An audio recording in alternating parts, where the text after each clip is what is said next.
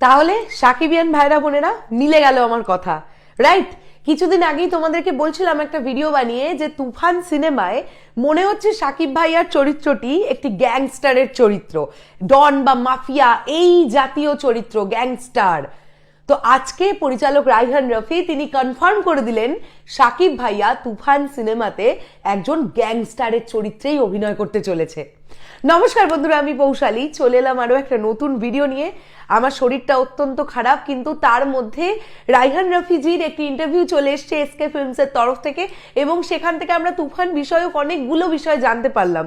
তো তাই জন্য ভাবলাম যে ভিডিও কেন তৈরি করব না, ঠিক আছে চলো, শরীর তো খারাপ হতেই পারে, শরীর আবার ভালো হয়ে যাবে, নো প্রবলেম। তো যেটা জানতে পারলাম, রায়হান রফি কনফার্ম করলেন যে সাকিব ভাইয়ার চরিত্রটি একটি গ্যাংস্টারের চরিত্র, এবং যেটা উনি বারবার বলছেন যে এই ধরনের গল্পে উনি কখনো কাজ করেননি এর আগে, মানে এই ধরনের কনসেপ্টের ওপর বা এই ধারার গল্পে এর আগে রায়হান রফি কোনো ছবি ডিরেকশন দেননি, এবং এই ধরনের গল্প হয়তো বাংলাদেশে এই প্রথমবারই হতে চলেছে।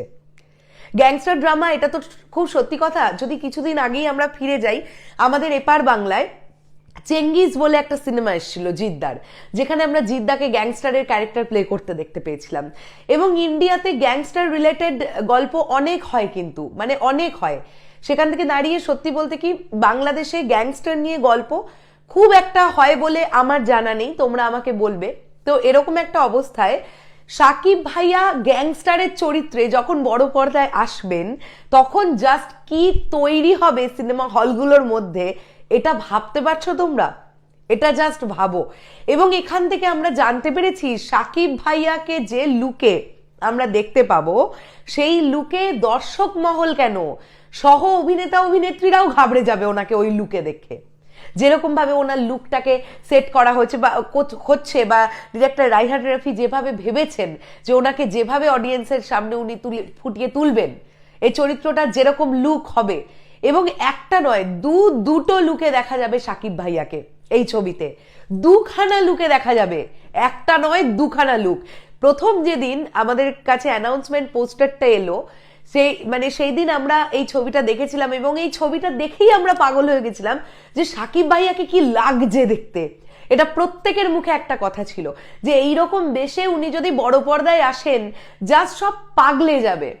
এবং এর থেকেও বড় ধামাকা কিছু হতে চলেছে। রায়হান রফি, আমি বারবারই বলছি যে উনি এমন একজন পরিচালক যিনি কিন্তু প্রচন্ড মন দিয়ে এবং প্রচন্ড স্ট্রংফুলি প্রি প্রোডাকশনের কাজটা করেন, তারপরে উনি ফ্লোরে ঢোকেন, এবং পুরোটা ওনার কাছে ছক কষা আছে।